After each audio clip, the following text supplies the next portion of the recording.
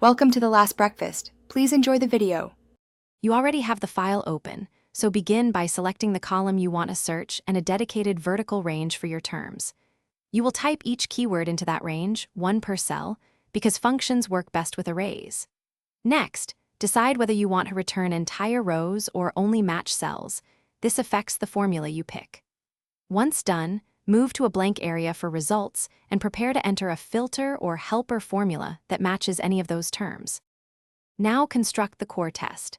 You search inside isNumber to detect partial matches because search accepts arrays and is case insensitive.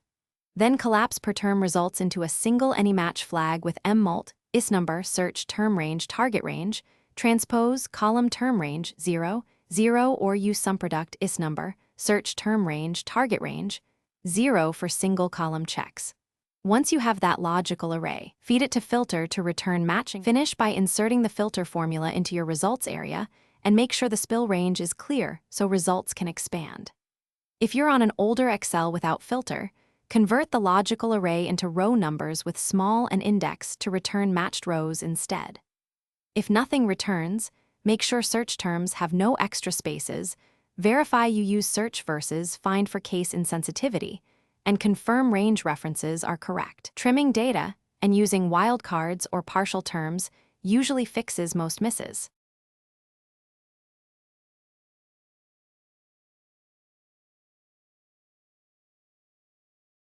Thanks for watching. If this was helpful, leave a like and consider subscribing. See you next time.